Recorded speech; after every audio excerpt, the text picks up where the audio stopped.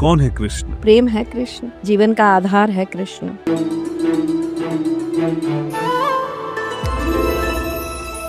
सांसें हैं कृष्ण। सत्य तो मैं बता दूंगा, परंतु क्या उसे समझ पाओगे? प्रेम भी कृष्ण है और वैराग भी कृष्ण है। श्री कृष्ण को पूर्ण पुरुषोत्तम कहा जाता है।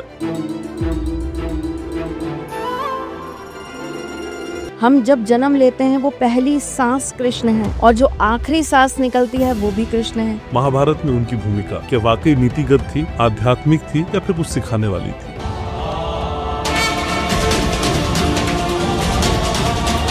दुख को सुख में कैसे बदलना है, सुख में सुखी कैसे रहना है, वो कृष्ण है।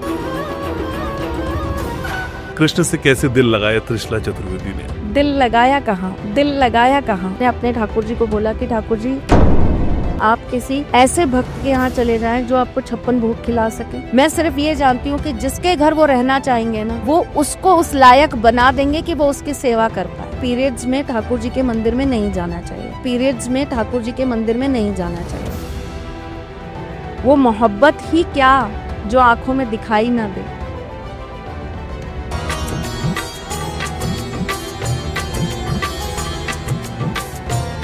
कहते हैं ना, दर्द दिखता है आंखों में, पीड़ा दिखती है आंखों में। मैं कहती हूँ सच्ची मोहब्बत भी दिखती है आंखों में। कृष्ण को ज्यादा प्रिय क्या है, अपना नाम जपवाना या राधा का नाम सुनना? वो एक रूप में एक के है ही नहीं। वो राधा जी को जिस रूप में मिले,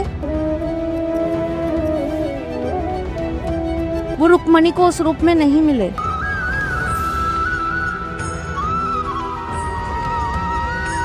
वो माँ यशोदा को जिस तरह मिले, वो माँ देवकी को उस तरह नहीं मिले। वो जिस तरह ब्रजवासियों को मिले, वो उस तरीके से द्वारकापुरी को नहीं मिले। तो छल हुआ, छल हुआ। ये प्रेम हुआ, प्रेम हुआ। रुक्मणी, राधा, सत्यभामा, ये कॉन्सेप्ट आपको इस सोसाइटी में समझ आता है? चलने को चल ही रहा है और सोसाइटी एक्सेप्ट कर ही रही है। दो दो बीवियों के साथ रीलें बनाई जा रही हैं। कृष्ण को कैसे मना ली जन्माष्टमी? जब ठाकुर जी का जन्म होता है उस टाइम पर आप उन्हें केसर और हल्दी। कैसे कृष्ण की भक्ति कर ले जन्माष्टमी के मौके पे? आगे आने वाले साल तो और विनाशकारी आने वाले हैं। ये तो आने वाले अगले 13.5 साल ऐसे ही विनाशकारी हैं। मनचाहा प्यार इस जन्माष्टमी में मिल जाए कि एक लाल रंग का कपड़ा लिया जाए, उस लाल रंग के कपड़े के अंदर वैजंती माला रखी जाए। उसने तो हमको ब्लॉक कर दिया है, उसको अनब्लॉक कैसे करे इस जन्माष्टमी में? आपके फोन के बैक साइड में एक मोर पंख लगा दीजिए। आपके मोर पंख के ऊपर आप एक पर्ची पर नंबर लिखिए 2172। मैं आपकी और एस्ट्रोलॉजर्स की तरह नहीं हूँ। दारू पी के फोन को टच नहीं करेंगे। आप अपना जो लॉक कोड होता है वो रखेंगे 2121। इस बार पैसा आ जाए जन्माष्टमी में? भरपूर आ जाएगा, भरपूर आ जाएगा। जन्माष्टमी के दिन आपको 5 कौड़ियाँ लेनी है पीली। ओम क्लीम कृष्णाय नमः, इस मंत्र का जाप करें। तो कृष्ण जी से कैसे अपना घर मांग लिया? नीम का बना हुआ एक छोटा सा घर ठाकुर जी के मंदिर में भेंट कराइए। छोड़ो नहीं कस के पकड़ा। नहीं गा पाऊंगी घनश्याम जी।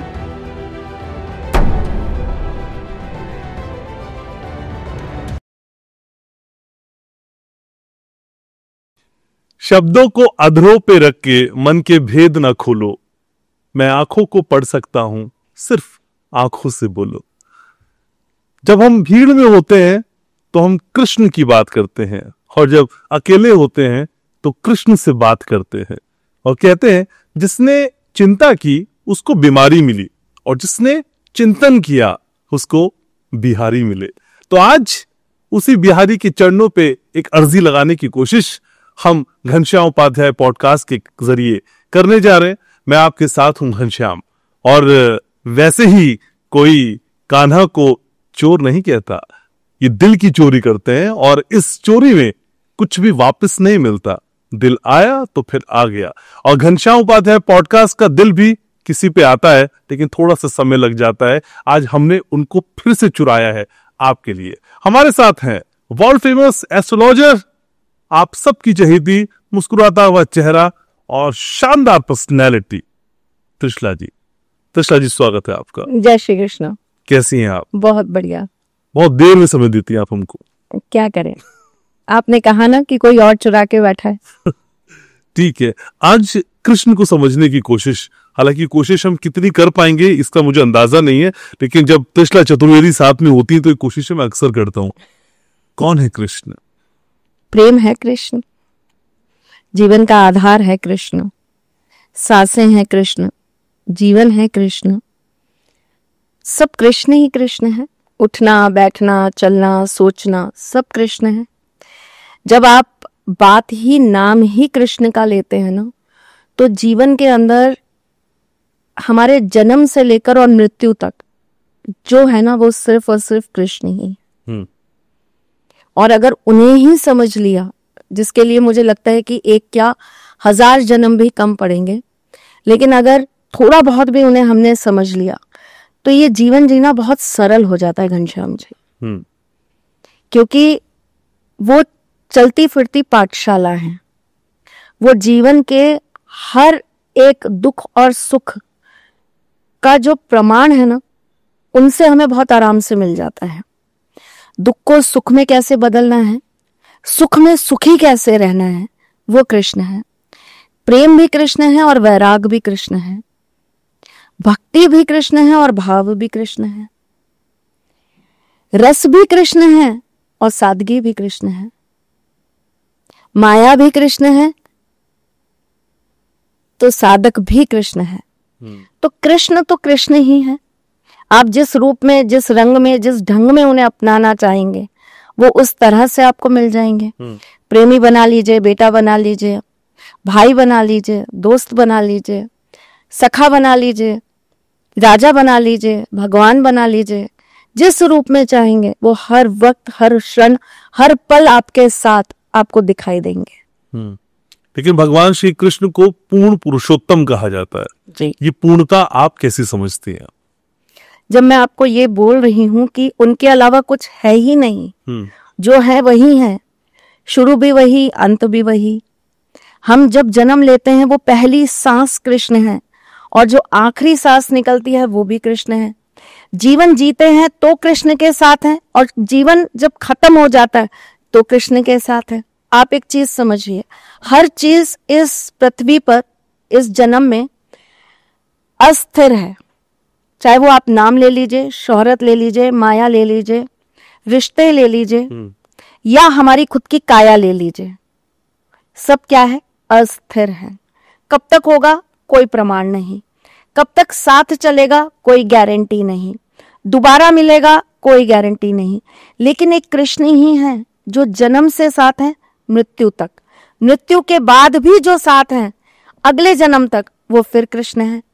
फिर अगले जन्म से फिर मृत्यु तक जो साथ है, यानी कि जो अनंत काल तक आपके साथ है, वही कृष्ण है। लेकिन जब कृष्ण की बात आप करती हैं तो प्यार की बात करती हैं, वात्सल्य की बात करती हैं, ममत्व की बात करती हैं, लेकिन महाभारत की बात भी आती है। महाभारत में उनकी भूमिका क्या वाकई नीतिगत थी, आध्यात्मिक थी, या फिर कुछ सिखाने वाली थी? सिर्फ सिखाने वाली थी। मैंने कहा ना, वो जगत गुरु हैं।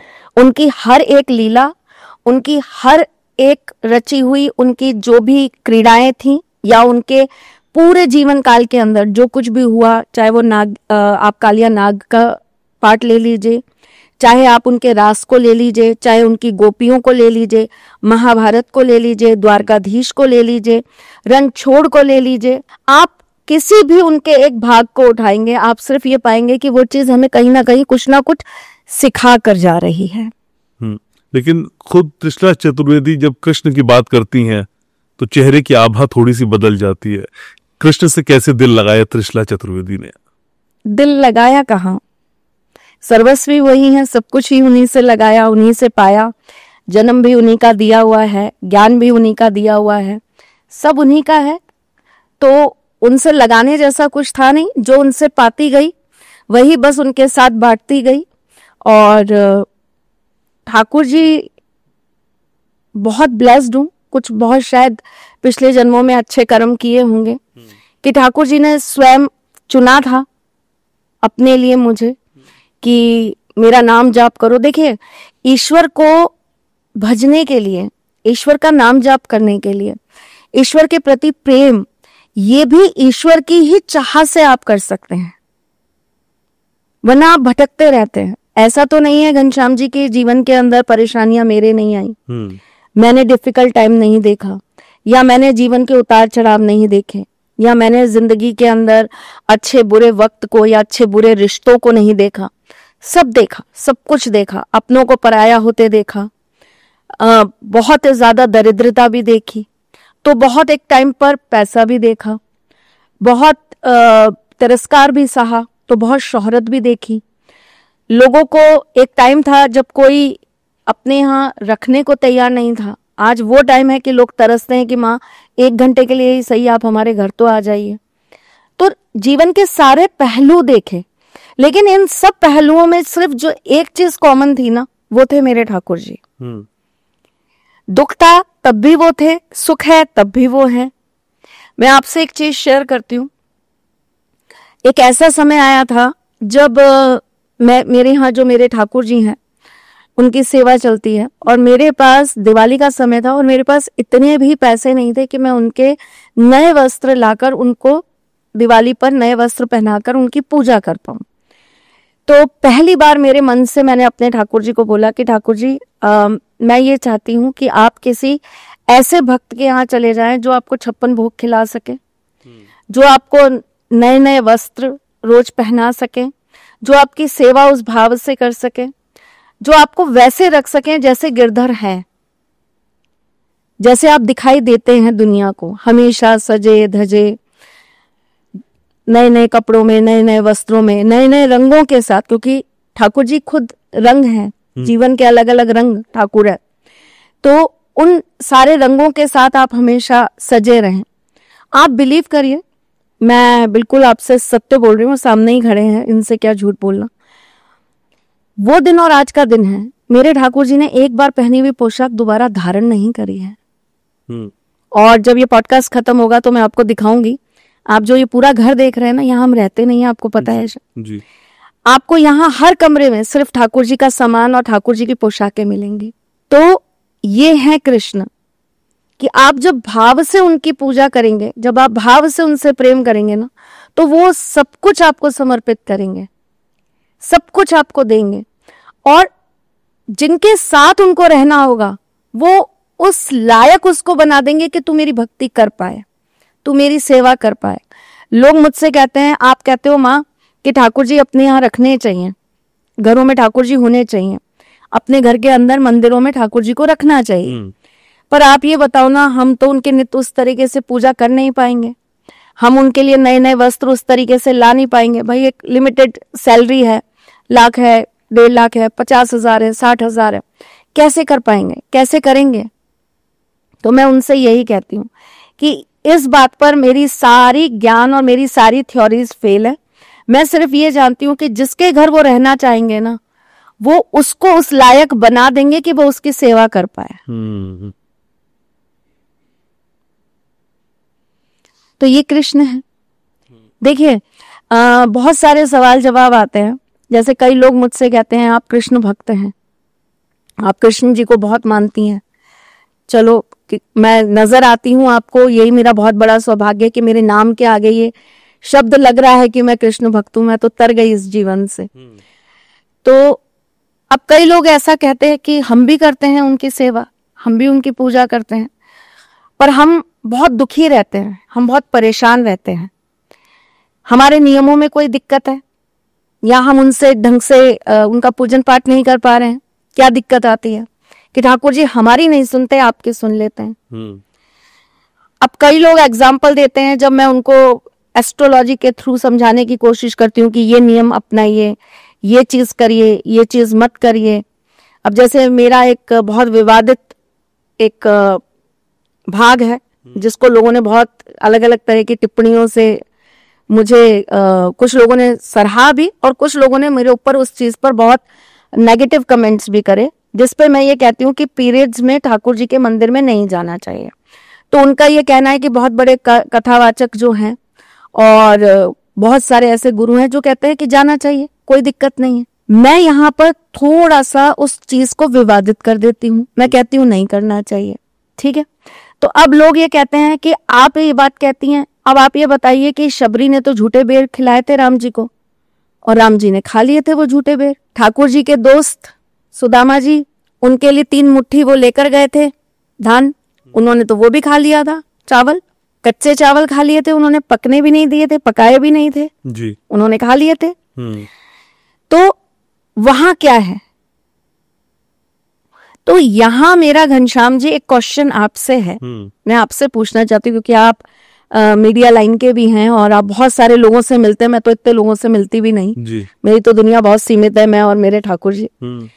तो मैं आपसे एक सवाल पूछना चाहती हूँ कि जो लोग ये कहते हैं कि शबरी के झूठे बेर राम ने खाए थे, सुदामा के चावल ठाकुर जी ने खाए थे, और अनगिनत ऐसी ही बहुत सारी हमें कहानियां सुनने को मिलती हैं, वो रसखान हो चाहे वो कबीर हो, अलग अलग संतों की हमें बहुत कहानियां सुनने को मिलती हैं। तो मैं आपसे सिर्फ ये पूछना चाहती हूँ कि आप मुझे एक बात बताइए, आपको उनकी भक्ति और आज जो ये सवाल करते हैं उनकी भक्ति में कोई अंतर नजर आता है? वैसे कृष्ण की भक्ति को किसी से तुलना अपने आप में बहुत बड़ी बात है, लेकिन फिर भी हर काल में हर किसी भक्त का अपना अपना निर्णय हो सकता है त्रिशला जी। तो तब की स्थितियों के हिसाब से वो बात सही हो सकती है, अब की स्थितियों से वो बात सही हो सकती है, लेकिन आध्यात्म और नैतिकता किस तरफ इशारा करती है, इसी का नाम त्रिशला चतुर्वेदी है, और उनसे हम समझना चाहते हैं। मैं कौन होती हूँ? मैं तो बहुत छोटी सी उम्दा सी औरत हूँ, मैं क्या समझाऊंगी आपको। मैं तो सिर्फ आपको एक छोटी सी अपने तर्क रखने आ जाती हूँ, जो मुझे समझ में आते हैं मैं वो बात करती हूँ। अगर हम बात यहाँ पे शबरी की ही ले लेते हैं, हम बात यहाँ पर सुदामा की ही ले लेते हैं, हम बात यहाँ पर कबीरदास जी की ले लेते हैं, हम यहाँ पर रसखान जी की बात ले लेते हैं, अगर हम उनकी भक्ति से अपनी भक्ति को कंपेयर कर रहे हैं, तो एक बात मुझे बताइए कि आप उस भाव से भगवान को पूज रहे हैं? आपका भाव वैसा ही है तो आपको किसी से पूछने की जरूरत क्या है कि हम क्या करें और क्या नहीं करें? फिर तो स्वयं आके भगवान ही समझा देंगे आपको कि आपको क्या करना चाहिए और क्या नहीं करना चाहिए। अगर आपके भाव उसी तुल्य हैं तो शबरी ने झूठे बेर इसलिए नहीं खिलाए थे राम जी को कि मैं बेर खिलाऊंगी, ये प्रसन्न होकर मुझे आशीर्वाद देंगे कि जा अब तू 16 साल की औरत हो जा या लड़की हो जा और तू बहुत सुंदर हो जा और तेरे पास महल हो जाए और तूने जीवन भर जो नहीं पाया वो तुझे अब सब कुछ मिल जाए, घर बार पति बच्चे सब मिल जाए। ये नहीं चाहा था। शबरी ने अपनी पूरी जिंदगी राम नाम का जाप किया था, रट लगाई थी राम नाम की कि कभी तो आएंगे मेरी कुटिया में, कभी तो आएंगे राम मेरी कुटिया में। आप इस आस पर, मैं सबसे पूछ रही हूं, आप इस आस पर रोज अपने घर के मुख्य द्वार पर दीपक जलाते हैं कि आएंगे कृष्ण? या हम जैसे लोगों की या और लोगों की सुनकर, मैं तो अपने आप को भी इंक्लूड कर रही हूं, हम जैसे लोगों की या और लोगों की सुनकर, आज एस्ट्रोलॉजर त्रिशला नहीं बैठी है यहाँ पर, आज कृष्ण भक्त त्रिशला बैठी है, तो हम जैसे लोगों की या और लोगों की सुनकर आप सिर्फ आज दीपावली है तो दिया लगाइए, आज पुष्य नक्षत्र है तो दिया लगाइए, आज विशेष तिथि है तो दिया लगाइए, ये कार्य करते हैं? आपके भाव कोई और निर्धारित क्यों कर रहा है? सुदामा जी को धक्का देके उनकी वाइफ ने भेजा था कि जाओ जाके अपने मित्र को कभी तो मिलके आओ, उनसे अपने मन की पीड़ा तो कहकर आओ कि आपको क्या क्या पीड़ा है। वो आए, वो अपने मित्र से मिले और मिलके इतने मगन हो गए कि उन्होंने कुछ कहा ही नहीं। अपने मित्र को देख के इतने खुश हो गए, उनका सारा राज्य देख के, उनका ठाट बाट देख के इतने प्रसन्न हो गए कि बस मैं तो मिल लिया अपने मित्र से। कितने लोग अपने दोस्तों से ऐसे ही मिलने हफ्ते में 2 दिन चले जाते हैं, वो दिन और वो लोग बता दीजिए। 10 बार भी कोई आपके पास आ जाएगा ना, 11वें बार वो आपसे कोई ना कोई उम्मीद रख के आएगा। ये तो इंसानों की बात हो रही है, मैं भगवान की बात कर ही नहीं रही। 11वीं बार आप जब अपने दोस्त से मिलने जाओगे ना, सो कॉल्ड फ्रेंड, तो आपके मन में कोई ना कोई बात होगी कि अरे सुन, ऐसा कर लें क्या अपन, मैं सोच रहा हूं ये काम कर लूं, अच्छा ठीक है, अब बता क्या करना चाहिए। पैसे नहीं मांगोगे, एडवाइस मांग लोगे, एडवाइस नहीं मांगोगे कुछ और मांग लोगे।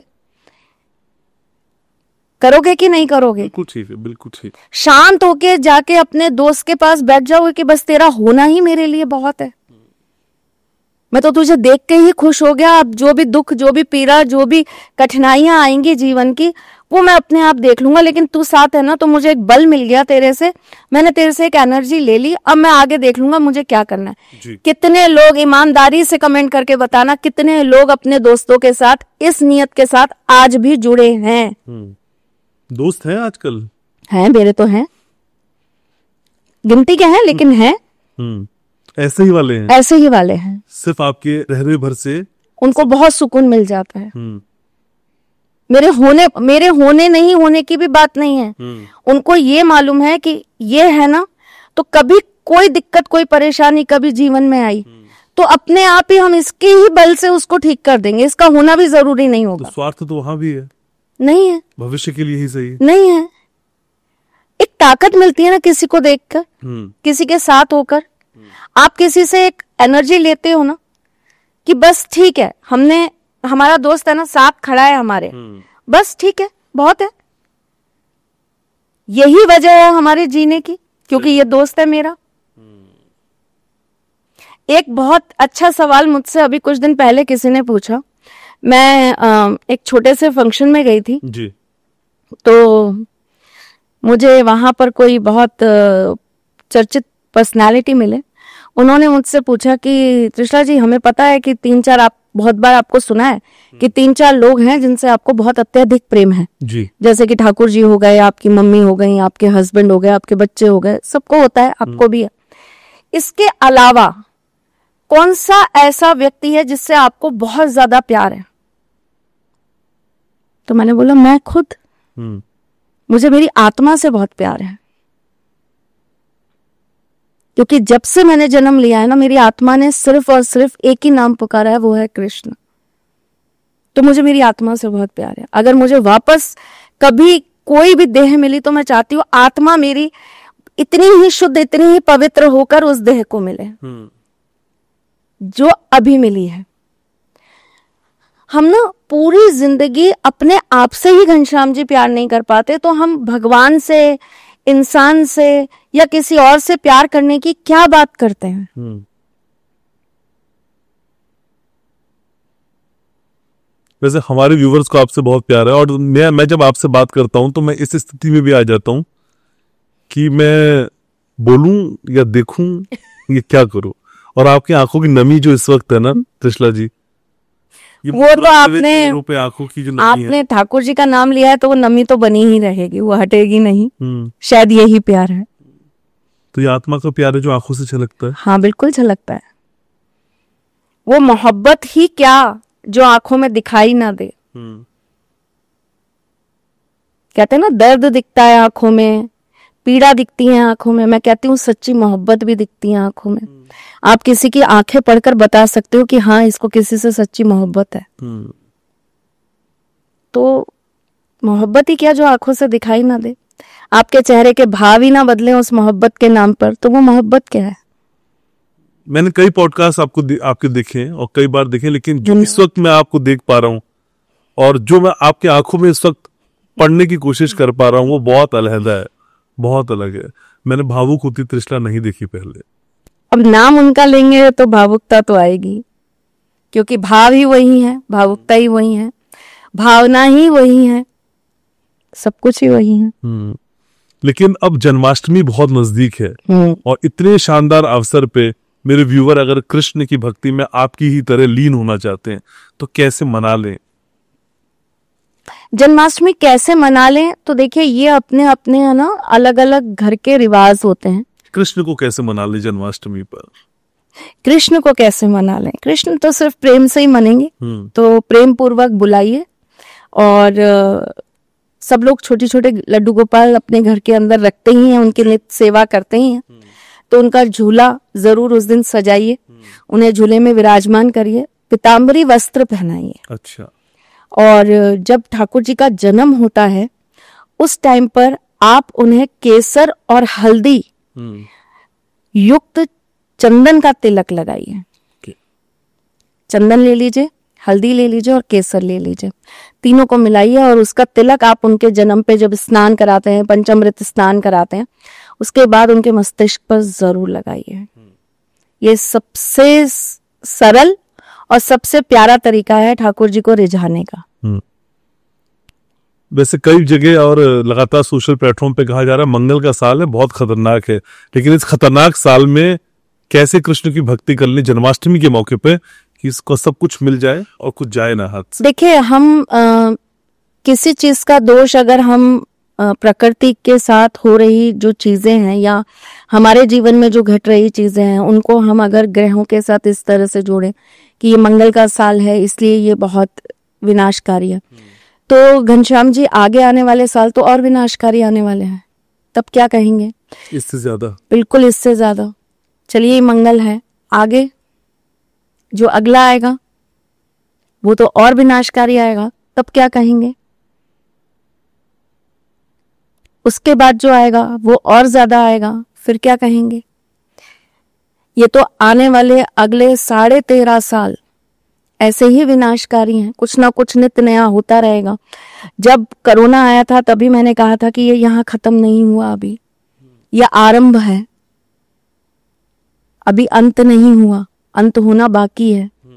तो अगर हम इस तरह की दृष्टि से देखें तो अभी तो चीजें और ज्यादा खराब होती चली जाएंगी। क्योंकि अगर आप एस्ट्रोलॉजी पॉइंट ऑफ व्यू से देखें तो 2042 तक 25% दुनिया बचनी चाहिए, बाकी सब खत्म, बाकी सब खत्म। तो अगर आप इस दृष्टिकोण से देखेंगे तो अभी तो क्या ही विनाश हुआ है, ये बताइए। ये तो ट्रेलर हैं छोटे छोटे छोटे छोटे, और इन ट्रेलर्स को सिर्फ ईश्वर इसीलिए दिखा रहे हैं कि अभी भी तुम्हारे पास मैं हूं, मुझे संभाल लो। कभी भी ईश्वर स्वयं से नहीं संभल सकते, इसीलिए वो भक्तों को कहते हैं कि मुझे संभाल लो। आपने मुझे संभाल लिया तो मैं हूं ही तुम्हें संभालने के लिए। सीधा सा गिव एंड टेक फॉर्मूला है, आप मेरे मैं आपका, बोला जाता है ना, प्रभु हम आपके आप हमारे। तो छोटी छोटी बातों में से बड़े बड़े अर्थ निकाल लीजिए ना। पालनहार वो, करता धरता वो, माता पिता वो, तो आप उनको सही दृष्टि से संभाल लेंगे तो सारी दुनिया तो वैसे ही संभल जाएगी। लेकिन एक वही चीज हम नहीं कर रहे, बाकी सब कुछ कर रहे हैं। आज जैसे ऐसे ही छोटी सी एक चर्चा चल रही थी, हमारे यहाँ तो चलती रहती हैं, तो जब आपके साथ पॉडकास्ट था उससे थोड़ी देर पहले ऐसे ही कोई चर्चा चल रही थी, घर में ही हम बैठे हुए थे जी। तो बात चल रही थी भोज की, खाने की, ठीक। तो उस पर चर्चा हुई, तो चर्चा में कुछ चीजें निकल के आई कि ये भोजन यहाँ नहीं करना चाहिए, ऐसा भोजन तब नहीं करना चाहिए, ऐसा भोजन ऐसे नहीं करना चाहिए। तो उसमें एक चर्चा ये भी निकली कि ब्राह्मणों को, जो ब्राह्मण हैं, कुछ श्रेणी ब्राह्मणों को इस चीज का पाप लगता है अगर वो वेतनधारी लोगों के यहाँ भोज करते हैं। कुछ श्रेणी बोल रही हूं मैं, सब ब्राह्मणों का नहीं बोल रही, कुछ श्रेणी। कुछ श्रेणी का मतलब जो नित्य नियम से पूजन पाठ में है, या जिन्होंने गुरु दीक्षा से कुछ चीजें ले रखी हैं, या जो नित्य अपना जो एक कर्म व्रत अपना जो पूजन पाठ करते हैं। कुछ श्रेणी जो ब्राह्मण सुन रहे होंगे और जो इन चीजों से को रिलेटेड होंगे वो समझ जाएंगे मैं क्या बोलना चाहती हूँ। मैं नॉर्मल ब्राह्मण नहीं कह रही हूँ कि आप भी ब्राह्मण हैं, मैं भी ब्राह्मण हूँ तो हम नहीं खा सकते, ऐसा नहीं होता। मैं कुछ श्रेणी स्पेसिफाई बार बार बोल रही हूँ कि स्पेशली कुछ श्रेणी नहीं खा सकते। ऐसा क्यों? अभी वो चर्चा पूरी नहीं हुई, अगली बार बताऊंगी ऐसा क्यों। लेकिन चर्चा राधा कृष्ण की भी है, हाँ। चर्चा माखन चोर की है, नंदलाल की है, और जन्माष्टमी का ये मौका है। लेकिन त्रिशला जी, मैं जानना चाह रहा हूँ कि इस जन्माष्टमी ऐसी कौन सी रेमेडी है, आप क्योंकि रेमेडी क्वीन है, कौन सी ऐसी रेमेडी है, कौन सी ऐसी बातें हैं जो मैं पूरी कर लूं या मेरे व्यूअर पूरा कर लें तो जीवन का अर्थ बदल जाए। समस्या बताइए, समाधान हम बताते ठीक है, तो श्री कृष्ण प्यार के देवता हैं, मैं तो मानता हूँ। जी। तो प्यार उनसे जुड़ा है, इतनी सारी बातें आपने की। जी। मनचाहा प्यार इस जन्माष्टमी में मिल जाए, क्या किया जाए? मन चाहा प्यार इस जन्माष्टमी में मिल जाए, उसके लिए सबसे पहली चीज तो ये की जाए कि एक लाल रंग का कपड़ा लिया जाए। उस लाल रंग के कपड़े के अंदर वैजंती माला रखी जाए, साथ में 2 मोर पंख रखे जाए, एक छोटा सा कपूर का टुकड़ा रखा जाए और साथ में 2 इलायची रखी जाए। सबको एक साथ बांध लिया जाए। कृष्ण जन्माष्टमी की रात्रि को ठाकुर जी को स्पर्श कराया जाए। जन्म के बाद, जब जन्म हो जाए उसके बाद ठाकुर जी को स्पर्श कराया जाए।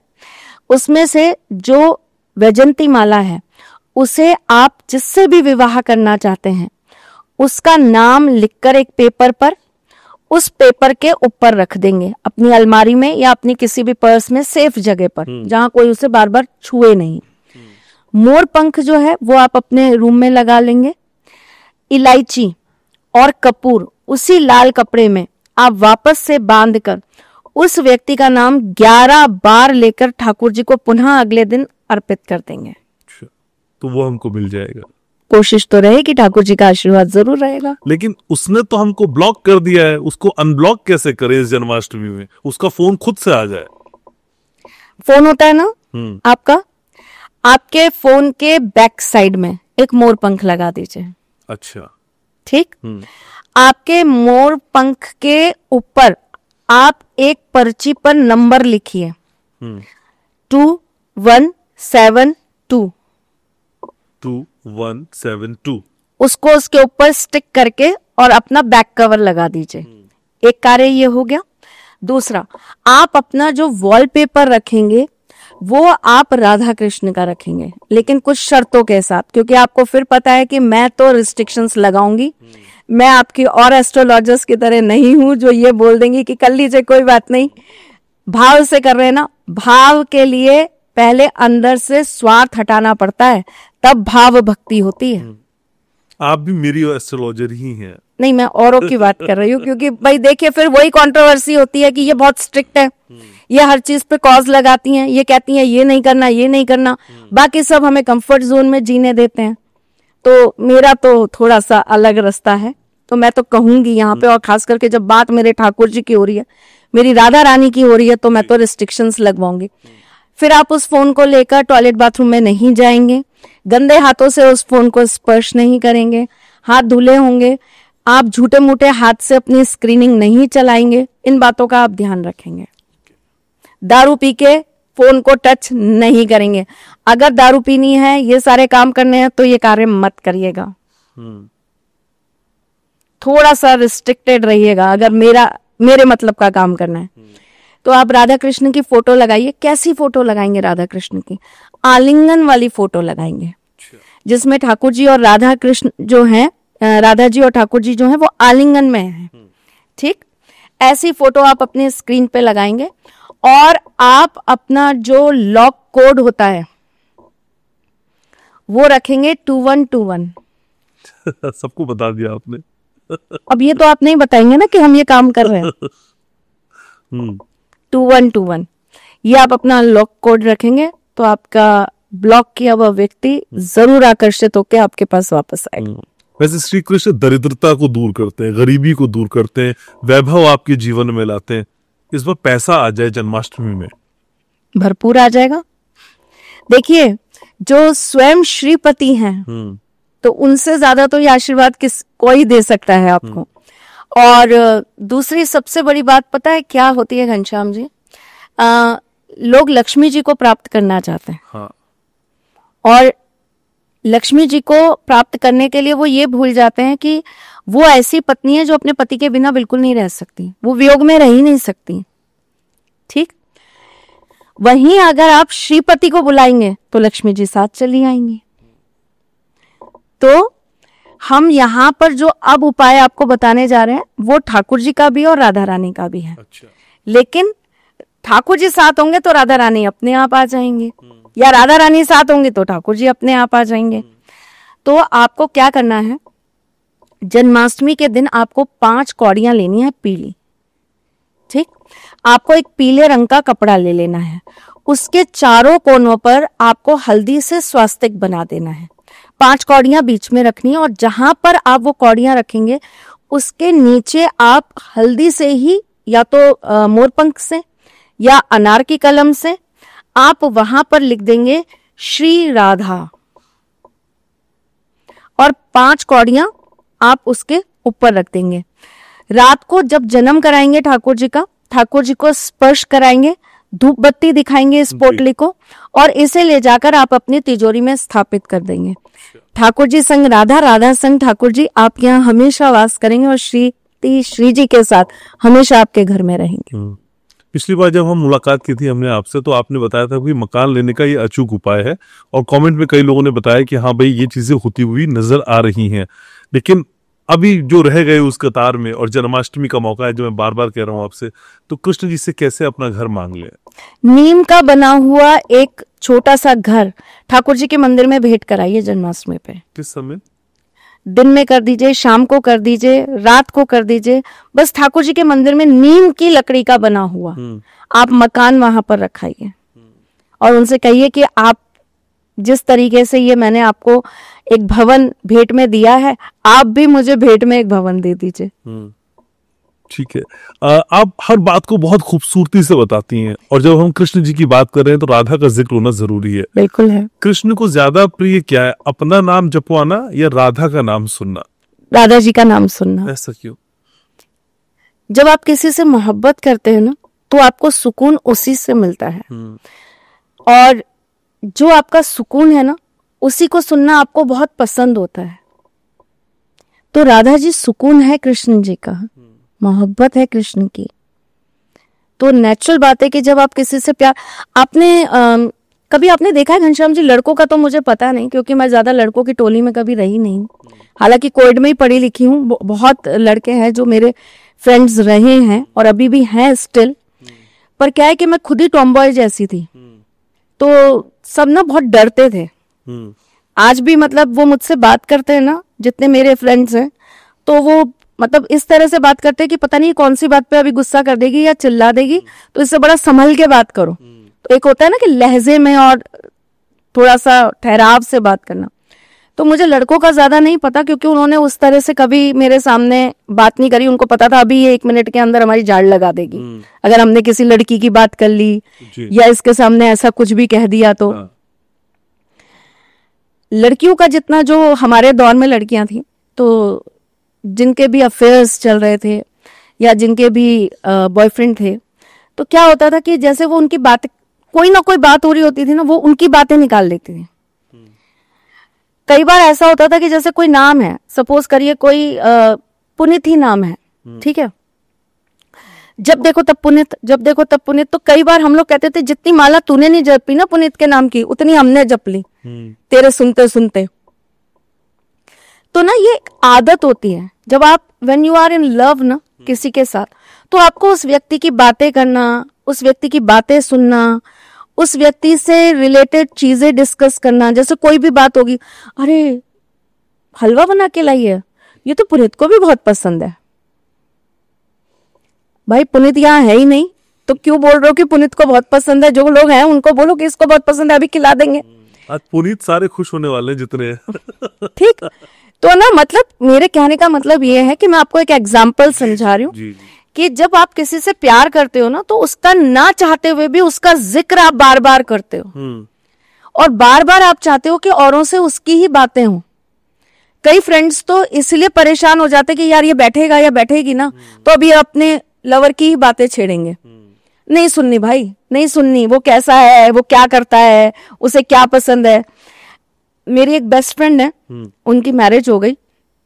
मैं उसको, उसका हस्बैंड कभी मुझे मिलता है ना तो मैं हंसते हुए उसको बोलती भी हूँ ये बात कि भाई मेरे को नहीं पता, तुझे खुद को मालूम है कि तेरी क्या क्या फेवरेट लिस्ट में है? मुझे पता है, मुझसे पूछ, मैं तेरी एक एक चीज बता सकती हूँ। कहता है ऐसा क्यों? मैंने कहा दिमाग खा लिया इस लड़की ने। उसको ब्लू बहुत पसंद है, उसको बिल्कुल पसंद नहीं है चमड़े के जूते, वो बहुत ऐसा है, वो ये करना पसंद करता है, उसको मंगलवार मंदिर जाना होता है। मैंने कहा मुझसे पूछ, तेरी दिनचर्या मैं बताती हूँ पूरी की पूरी। तो ना आप जब किसी के साथ जुड़े होते हो ना, तो आप उसी में रमे रहते हो। तो हम जब इंसान होकर एक इंसान से अपना प्रेम नहीं हटा पाते, तो वो कैसे हटाएंगे? वो तो खुद ही राधा है और राधा स्वयं कृष्ण है। तो अपने आप से कौन जुदा हो पाता है? मैंने आपसे कहा ना, मुझे मेरी आत्मा से बहुत प्रेम है। तो वो शरीर है तो वो आत्मा है, वो शरीर है तो वो आत्मा है। तो आप अपनी आत्मा को अपने आप से कैसे दूर कर पाओगे? और आपको अच्छा लगेगा जब कोई आपके सामने बार बार उस चीज के बारे में बात करे जो आपको रिलैक्स कर दे, जो आपको हर एक दुविधा से, हर एक परेशानी से, हर एक मतलब बहुत कठिन समय से भी आपको रिलीज करके 2 मिनट के लिए आपके मन को शांत कर दे। बीपी की गोली कैसी होती है घनश्याम जी?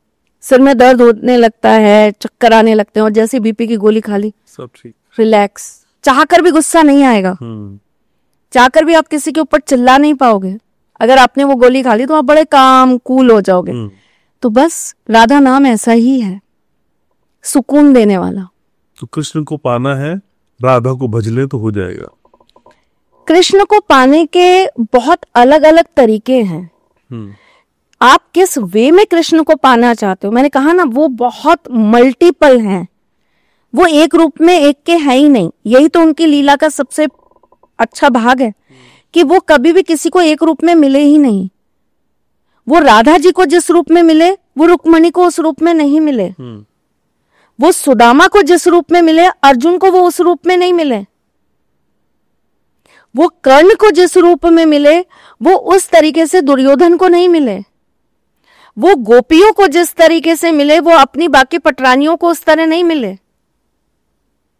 वो माँ यशोदा को जिस तरह मिले, वो माँ देवकी को उस तरह नहीं मिले। माँ देवकी को जिस तरह मिले, उस तरीके से यशोदा माँ को नहीं मिले।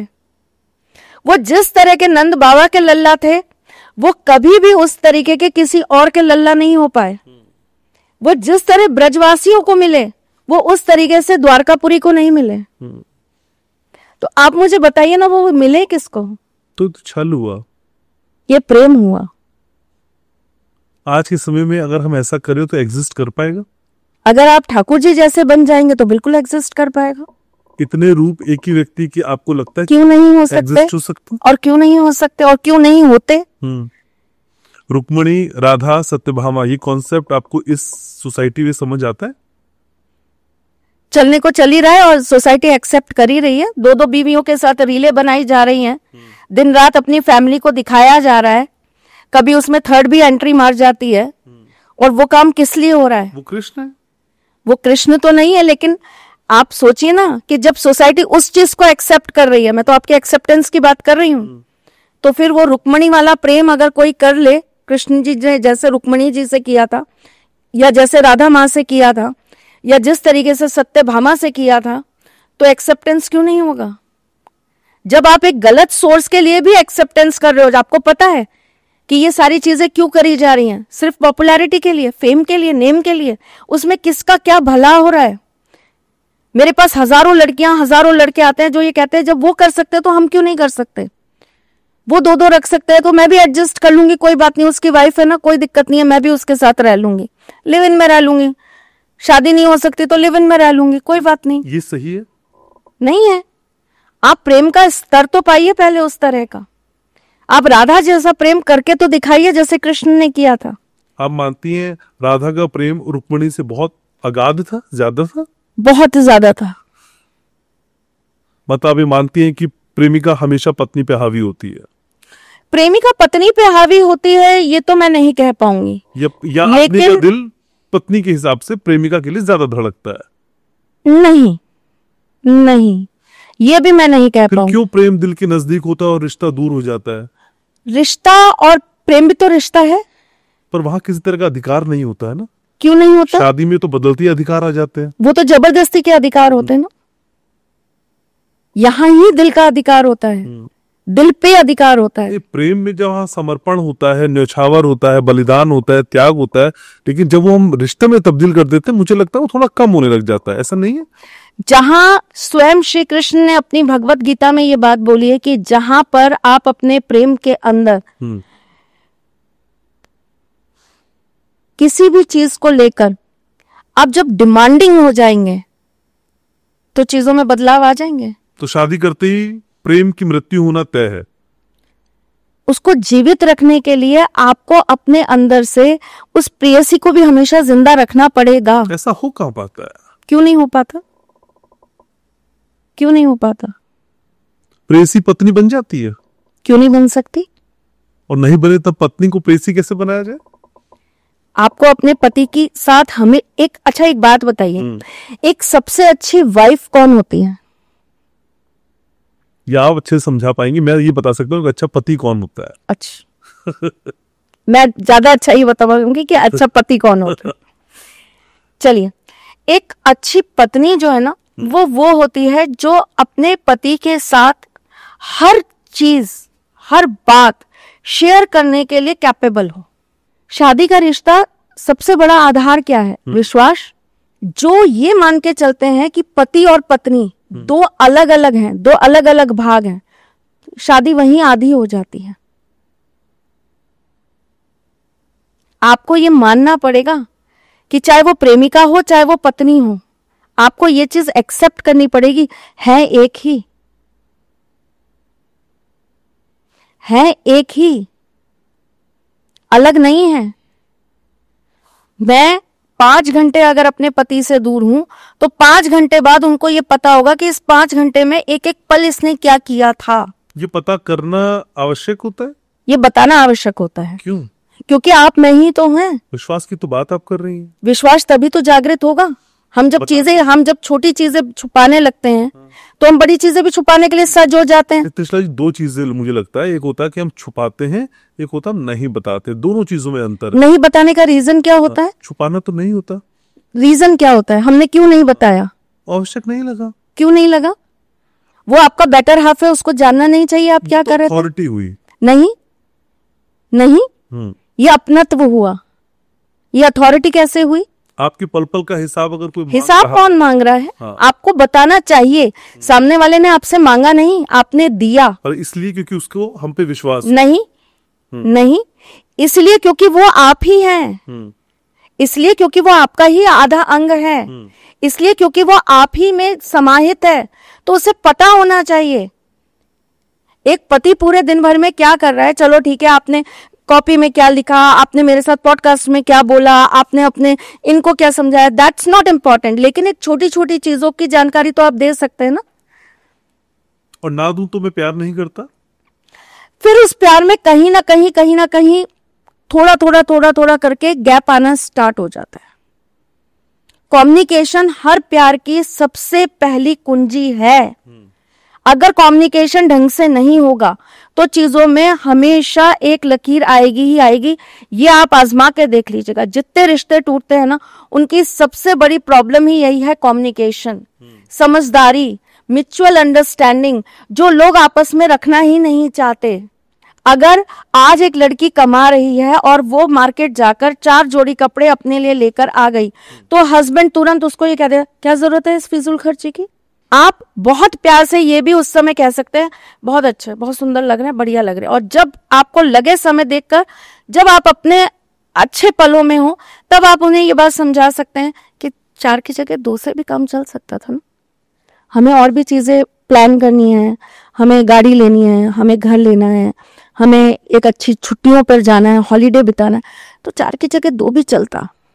देख लो, हम इन चीज, जो पैसा बचेगा उससे हम कुछ और भी अच्छा कर सकते हैं, अच्छे पल अपने एक दूसरे के साथ स्पेंड कर सकते हैं, अच्छी मेमोरीज बना सकते हैं। इस तरह का कम्युनिकेशन कितने रिलेशनशिप्स में है। तुरंत आती है निकल के 1 मिनट के अंदर ईगो। अब आपने वहीं अगर टोक दिया, 4 की जगह 2 से भी काम चल जाता ना, 4 क्यों लेकर आए।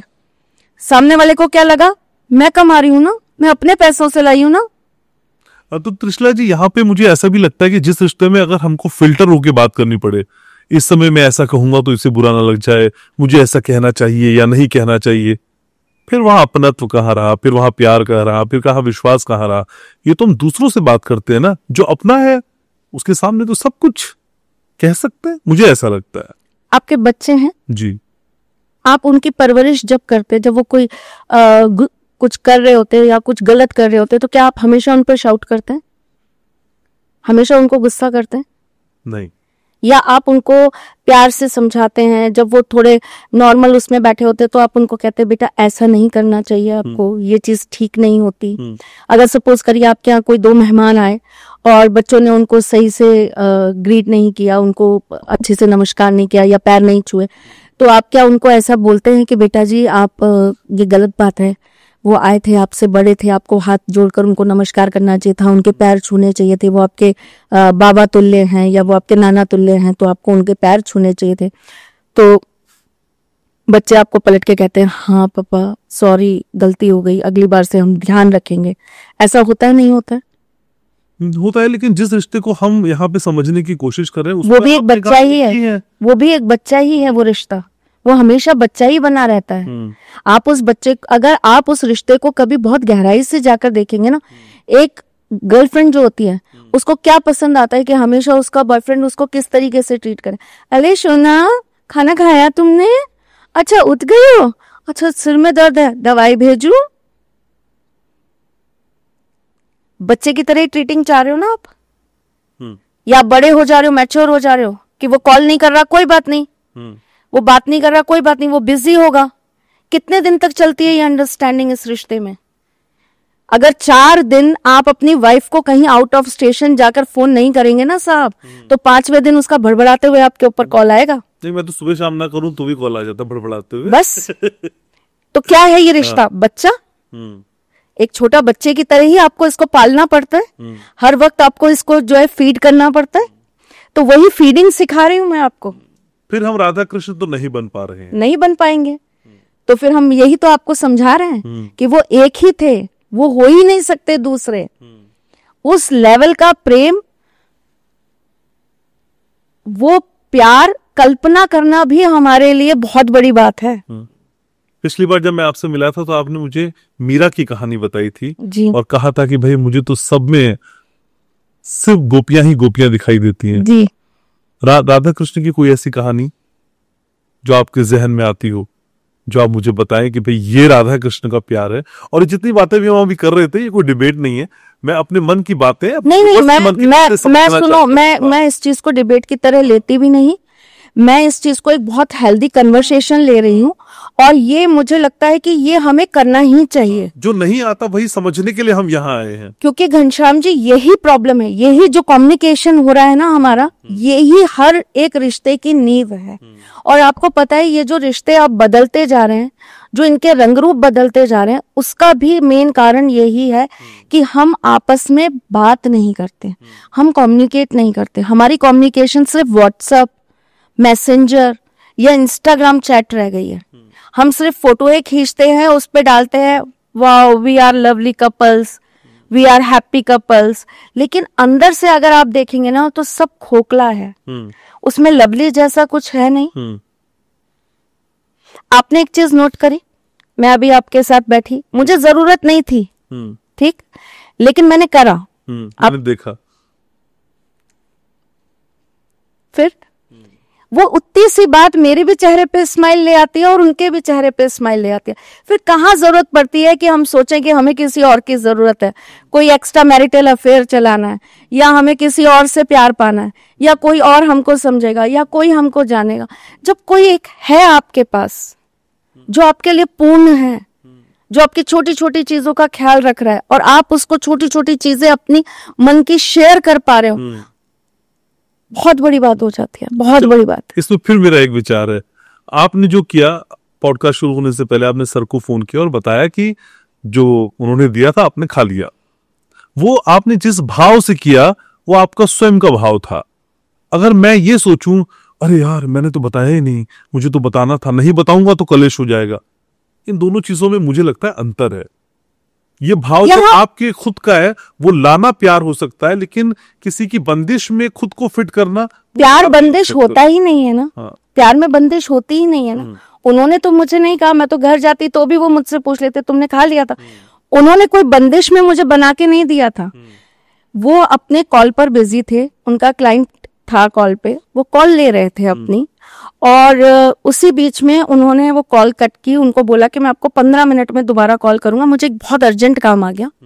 मैं देख रही थी, वो उठे और उठकर जाकर उन्होंने किचन में मेरे लिए पैक किया, और उन्होंने मेरे सर्वेंट को बोला कि ये मैम को जरूर पॉडकास्ट शुरू होने से पहले खिला देना। मुझसे कोई बात नहीं हो रही है, मुझसे कोई कन्वर्सेशन नहीं हो रही है, ठीक, मुझे पता भी नहीं है कि मेरे लिए वो चीज पैक होके आई है, ये तो सिर्फ मैं देख रही हूँ तो मुझे समझ में आ रहा है कि कुछ हो रहा है।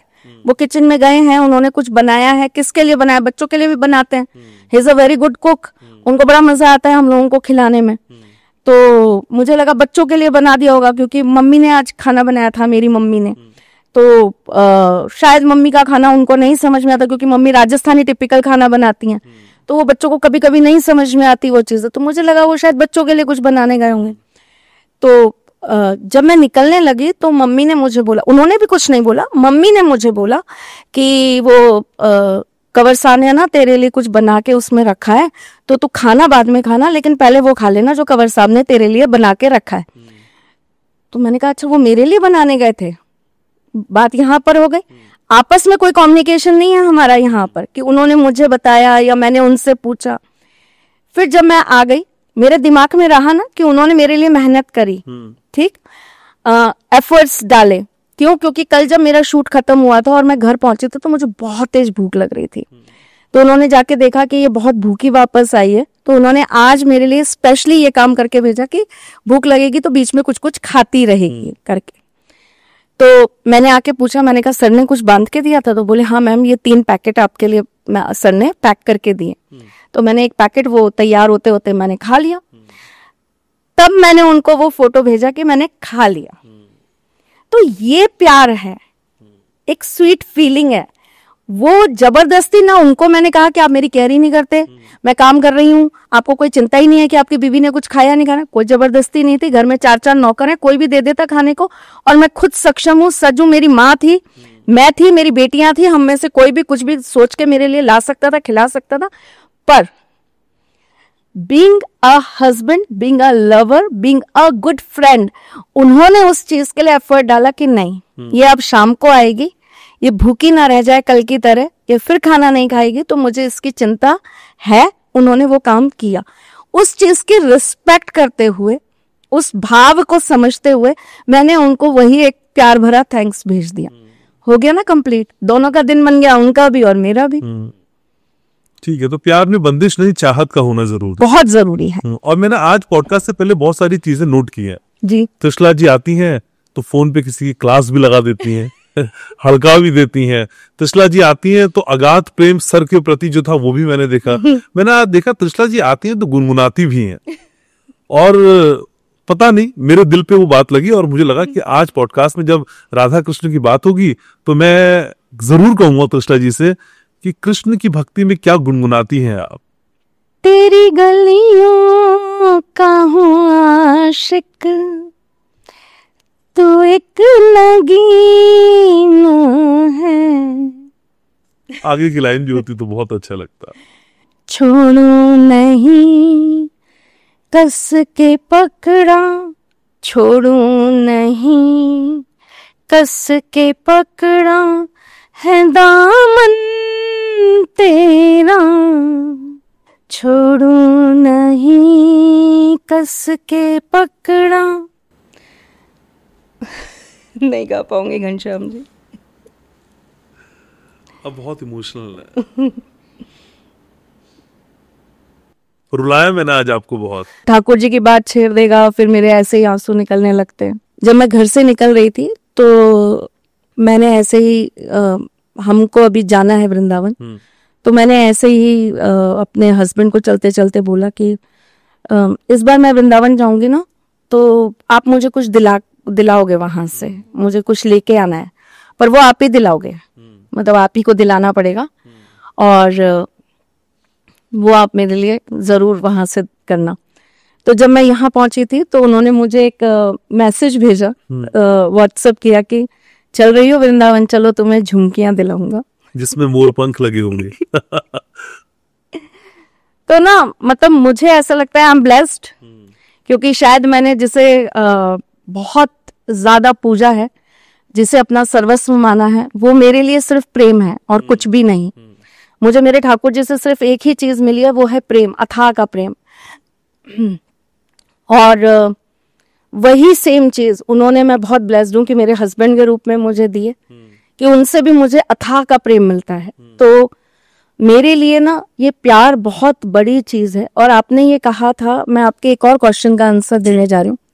आपने ये कहा था कि क्या एक मनुष्य के लिए संभव है कि वो अलग अलग रूप में सबको प्रेम कर सके?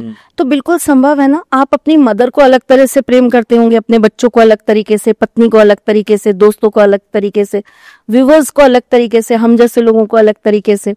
तो आपका प्रेम भी तो अलग अलग पार्ट्स में है ना, और आप सबको अलग अलग तरीके से ही प्रेम कर रहे हो। और सबको एक जैसा प्यार कर पाऊं ऐसा संभव नहीं होता है। सिर्फ प्यार कर पाइए ना, उसे विभाजित ही क्यों करना है?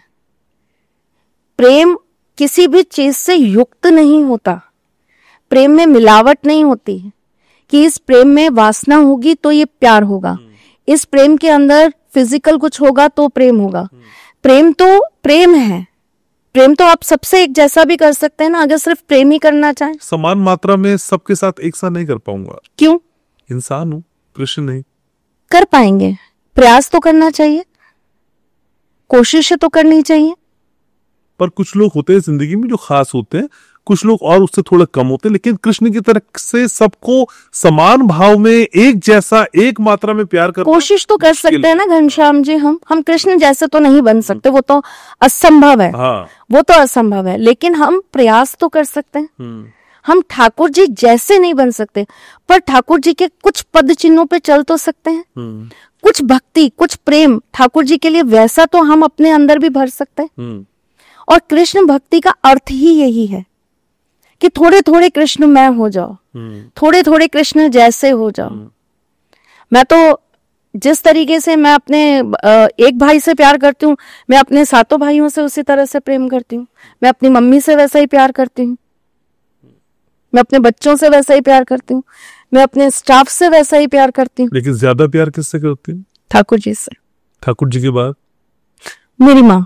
देखिए आ गया ना, क्रम है ना मैम। क्रम नहीं है, मतलब आपके लिए फिर वहां क्या होता है कि आप किसी को बहुत ज्यादा एक पदवियां होती हैं फिर, कि आपने फिर प्राइम मिनिस्टर इसको बना दिया, मिनिस्टर इसको बना दिया, चीफ मिनिस्टर इसको बना दिया, और आपने जो है पार्षद इसको बना दिया। तो वो एक कैटेगरी होती है जिसको आप वहां पर, वो एक मेरे को लगता है वहां रिश्ते का सम्मान है, वो भी देना बहुत जरूरी है, क्योंकि हम सामाजिक हैं। अगर मैं ये कहूं कि मैं अपने हस्बैंड को, अपने बच्चों को और अपनी मम्मी को बराबर से प्यार करती हूँ, तो ये बात बिल्कुल सही है। मेरे प्यार में तुलना अगर आप करेंगे तो किसी में कोई कमी नहीं है। लेकिन अगर आप ये कहेंगे कि आप first, second, third, fourth category रखेंगे, तो नेचुरल बात है कि माँ सबसे ऊपर है, क्योंकि उसने जीवन दिया है, उनसे ऊपर कोई नहीं है। सबसे फर्स्ट वही है, माँ बाप सबसे ऊपर होते हैं, सर्वोपरि होते हैं। ठीक। उसके बाद वो व्यक्ति जो मेरे लिए परमेश्वर तुल्य है, जिसकी कोई भी बात मैं टाल ही नहीं सकती दुनिया में, जिसके हर अच्छे के साथ खड़ी हूं, जिसके हर बुरे के साथ खड़ी हूं, जो सुख देगा तो भी साथ रहूंगी, जो दुख देगा वो तो भी साथ रहूंगी, जो हंसेगा तो हंसूंगी, जो रोएगा तो रोऊंगी, वो फिर मेरे हस्बैंड है। उसके बाद मेरा जो सबसे पहला कर्तव्य और मेरा फर्ज बनता है कि जिसको मैंने जन्म दिया है, मैं उन बच्चों को इतना प्यार, इतना ममता, इतना वात्सल्य दूं। क्यों? क्योंकि उनको एक नए समाज का निर्माण करना है, उनको एक नया समाज खड़ा करना है, उनको आके वही प्यार जाके दुनिया को बांटना है, उनको उसी तरीके से घर चलाना है, उनको दूसरे का घर जाकर संभालना है। तो वो एक मेरा सबसे बड़ी रिस्पॉन्सिबिलिटी बन जाती है कि मैं उनको उतना प्यार करूं। उसके बाद बाकी सब जितने भी हैं वो सब समांतर है। ठीक है। तो वहां फर्ज आ जाता है, कर्म आ जाता है। अगर आप प्रेम की बात करेंगे तो प्रेम तो सिर्फ एक ही है, मोहब्बत, इश्क तो एक ही है, उनकी तुलना नहीं है। और ये बात तो मेरे हस्बैंड भी बहुत अच्छी तरह जानते हैं कि अगर दोनों में कभी खड़ा करने की बारी आई तो ये उन्हीं को चुनती है, मुझे नहीं चुनती है। तो देखिए, वो आप जब एक चीज से युक्त नहीं है, केवल प्रेम से जिंदगी नहीं कटती। सही बात है। प्रेम के अलावा भी और भी गम है जमाने में, एक मोहब्बत के अलावा। तो जब आप उन गमों में जाते हैं ना, तो फिर आपको कैटेगरी करनी पड़ती है। वहां आपका ज्ञान, आपका विवेक, आपकी बुद्धि, आपकी क्षमता, ये सारी चीजें आपको इस योग्य बनाती हैं कि अब आप उन चीजों को थोड़ा सा बांटिए। माँ की जगह माँ होनी चाहिए, बहन की जगह बहन होनी चाहिए, पति की जगह या पत्नी की जगह पत्नी होनी चाहिए, और सबका सम्मान सर्वोपरि होना चाहिए। अगर आप कम नहीं हो तो आप भी कम नहीं हो। अगर माँ बहुत जरूरी है तो पत्नी भी बहुत जरूरी है, पति भी बहुत जरूरी है। ठीक है। अगर हम अपनी माँ की बुराई 4 लोगों के सामने नहीं कर सकते तो हमें अपने पति की या पत्नी की बुराई भी फिर 4 लोगों के सामने नहीं करनी चाहिए। ठीक है, पॉडकास्ट को समेटेंगे, लेकिन जन्माष्टमी की बात है, जन्माष्टमी का मौका है, एक पूजन की ऐसी विधि बताइए कि श्री कृष्ण सबके घर पे इस बार आ जाए। क्या करें इस बार जन्माष्टमी में? सबसे बढ़िया चीज है ठाकुर जी को धूमधाम के साथ, भजन कीर्तन के साथ और हाथी घोड़ा पाल की, जय कन्हैया लाल की गाते हुए रिझाइए और बढ़िया उनका जन्मदिन बनाइए। फिर भी अगर आप पूजन करना चाहते हैं और आप ठाकुर जी का कोई भी पाठ या कोई भी इस तरह से आप आध्यात्मिक तौर पे अगर ठाकुर जी का कुछ करना चाहते हैं तो ओम क्लीम कृष्णाय नमः इस मंत्र का जाप करिए। कोशिश करिए कि आप ये जो है या तो स्फटिक की माला से करें या आप वैजंती माला से करें, है ना। और राधा कटाक्ष स्तोत्रम का भी पाठ कर सकते हैं। अच्छा। ये भी आपके लिए बहुत यूजफुल रहता है, बहुत प्रभावकारी रहता है और इससे भी बहुत लाभ आपको मिलेगा। ठीक है। लेकिन मेरे लिए ये मैं अपनी केवल धारणा बता रही हूँ और आपको इनवाइट भी कर रही हूँ, आइएगा जन्माष्टमी पे। इस बार हम बहुत अलग तरह से जन्माष्टमी मना रहे हैं ठाकुर जी की। वैसे अलग ही होती है पर इस बार कुछ और अलग है जी। तो मेरे लिए वो दिन ऐसा है कि उस दिन मैं सोचती ही नहीं कि मुझे क्या मिलेगा, मेरे को क्या भजना चाहिए, मुझे क्या पूजा पाठ करना चाहिए। सिर्फ उस दिन चूंकि अकेले श्री कृष्ण का जन्म नहीं हुआ था, उस दिन योग माया का भी जन्म हुआ था। जो एक्सचेंज हुआ था ना, आपको याद है वो स्टोरी? आप बता सकती हैं। अच्छा, जब ठाकुर जी का जन्म हुआ था तो उनको वहां से जो कारावास था वहां से निकालना था, वरना कंस उन्हें भी मार देता, क्योंकि भविष्यवाणी यही थी कि 8वां पुत्र जो है वो उनके मृत्यु का कारण बनेगा। तो वहां से ठाकुर जी को ले जाया गया और ले जाकर जो है माँ यशोदा को दे दिया गया। यशोदा माँ जो है उस समय सो रही थी, तो उनके पास में उन्होंने जिस पुत्री को जन्म दिया था वो योग माया थे। तो योग माया को वहां से बदल के श्री कृष्ण को वहां यशोदा माँ के पास लेटा दिया गया और योग माया को लाकर माँ देवकी को दे दिया गया। तो जब कंस आया और कंस उन्हें मारने लगा योग माया को, तो वो एकदम से उछलकर ऊपर चली गई और उन्होंने कहा कि जिसको तुम्हें मारना है वो तो जन्म ले चुका, वो तुम्हारे हाथ नहीं आएगा, वो तो जन्म ले चुका और वो तुम्हारी मौत का कारण बनेगा ही बनेगा। तो जो योग माया है वो एक तरीके से श्री कृष्ण की बहन हुई और यही योग माया है जिसपे पूरी दुनिया, पूरी सृष्टि ठाकुर जी की चल रही है और इसके ऊपर फिर उनका सुदर्शन चल रहा है। तो योग माया का भी जन्म हुआ था और योग माया जो है वो अपने आप में एक बहुत बड़ी शक्ति है, ठाकुर जी की भी बहुत बड़ी शक्ति है। ऐसा कहते हैं कि सर्व शक्ति ठाकुर जी की योग माया से ही उनको प्राप्त होती है। तो हमारे यहाँ योग माया जी के नियमित एक हवन होता है, पाठ होता है, पूजन होता है, जो हम जन्माष्टमी पर सुबह के समय कर लेते हैं। तो उसके बाद जो हमारा पूरे दिन भर चलता है, फिर हम खूब धूम धमाका करते हैं, उनकी नौका विहार कराते हैं, उनकी फूलों की होली खेलते हैं, रास करते हैं, जन्म करते हैं। तो हम बस नाचते रहते हैं, गाते रहते हैं, धमाल करते रहते हैं, अलग अलग कपड़े पहनते हैं। खूब सारे कपड़े उस दिन चेंज होते हैं हमारे, खूब सारे श्रृंगार चेंज होते हैं, जैसे हमारे ठाकुर जी के वैसे हमारे। तो ये सारा सब कुछ चलता है, यही हमारी जन्माष्टमी होती है। तो जन्माष्टमी मेरे लिए बहुत अलग तरह की एक उत्सव है। मेरे लिए तो मेरा पूरे साल भर का उत्सव एक जन्माष्टमी है और मैं बहुत ब्लेस्ड हूँ कि मेरा पूरा परिवार भी इस उत्सव में मेरे साथ होता है। तो आप सोचिए कि एक ऐसा त्योहार जिसमें आपका पूरा परिवार, पूरा घराना आपका शामिल हो गया, जी जी, तो वो कितनी बड़ी चीज हो जाती है। तो हमारे लिए वो एक अलग तरीके से चलने वाली चीज है। फिर अगले दिन नंद उत्सव होता है हमारे यहाँ। हमारे यहाँ जो असली पूजा पाठ का जो कार्य होता है वो जन्माष्टमी से चालू होता है और वो चलता है राधा अष्टमी तक। और मेन जो पूजा या जो मंत्र जो चीजें हैं वो हमारी राधा अष्टमी को ज्यादा तरीके से करी जाती हैं। ठीक है, प्रबल तरीके से। ठीक है। तो पॉडकास्ट को समेटना इसी उम्मीद के साथ कि श्री कृष्ण का ये रंग हम सब पर यूं ही चढ़ा रहेगा, बना रहेगा। हम और आप यूं ही मिलते रहेंगे, कृष्ण की बातें के थोड़ा मुस्कुराएंगे, आंखों में नमी होगी, खिलखिलाएंगे और कुछ सुनेंगे भी हमेशा की तरह। बहुत शुक्रिया आपको तिष्ठा जी, समय निकालते हैं आप मेरे लिए। थैंक यू जय श्री कृष्ण। तो आज का ये पॉडकास्ट मैं जानता हूं आपके दिल के नजदीक तक पहुंचा है, थोड़ी ही सही, एक दस्तक तो इसने दी है। तो श्री कृष्ण जन्माष्टमी आप सबके लिए बहुत शानदार हो, सारी इच्छाएं इस बार आपकी पूर्ण हो जाए और श्री कृष्ण के रंग में हम यूं ही रंगे रहें। लाइक करना, शेयर करना, सब्सक्राइब करना है और याद करना ये घनश्याम भी आपसे बहुत प्यार करता है। नमस्कार।